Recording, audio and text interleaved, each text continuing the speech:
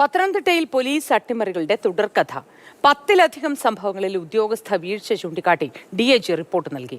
മുൻ SP VG Vinod കുമാറിനെതിരെ 5-ലേറെ റിപ്പോർട്ടുകളുണ്ട്. Koipram custody മർദ്ദനത്തിൽ അടക്കം SP-ക്ക് വീഴ്ച സംഭവിച്ചെന്നും കണ്ടെത്തലുണ്ട്. പോലീസ് ഉദ്യോഗസ്ഥർ തമ്മിലുള്ള പോരിനെ തുടർന്നാണ് അട്ടിമറി കഥകൾ പുറത്തുവരുന്നത്.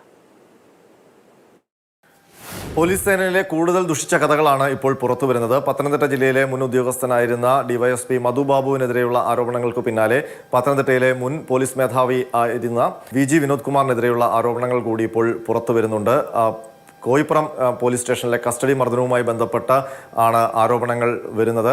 അതിൽ കൃത്യമായ വീഴ്ച, അന്വേഷണ വീഴ്ച ജില്ലാ പോലീസ് മേധാവിയായിരുന്ന VG വിനോദ് കുമാറിന് സംഭവിച്ചു എന്നുള്ള റിപ്പോർട്ടുകളുണ്ടായിരുന്നു. തിരുവനന്തപുരം റേഞ്ച് DIG ആണ് ഇതുമായി ബന്ധപ്പെട്ട് റിപ്പോർട്ട് നൽകിയത്. എന്നാൽ ആ റിപ്പോർട്ടിൽ ഒരു നടപടിയും ഉണ്ടായിട്ടില്ല. മാത്രമല്ല, കോയിപ്പുറം കസ്റ്റഡി മർദ്ദനവുമായി ബന്ധപ്പെട്ട ഉദ്യോഗസ്ഥർക്കെതിരെ ക്രിമിനൽ നടപടി ചട്ടപ്രകാരമുള്ള ഒരു നടപടിയും എടുത്തിട്ടുമില്ല.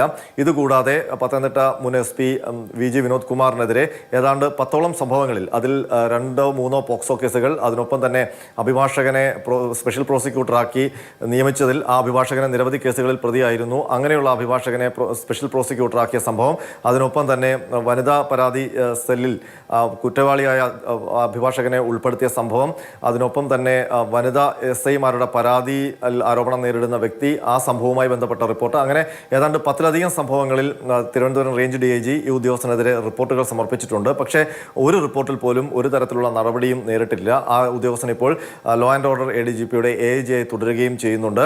ഏതായാലും ഗുരുതരമായ വീഴ്ച സംഭവിച്ച ഉദ്യോഗസ്ഥനാണ്. ആ ഉദ്യോഗസ്ഥനെ അടക്കം സംരക്ഷിക്കുന്ന നിലപാടാണ് ആഭ്യന്തര വകുപ്പിന്റെ ഭാഗത്തുനിന്നുണ്ടാകുന്നത് എന്നുള്ള ആരോപണം കൂടിയാണ് ഉയരുന്നത്.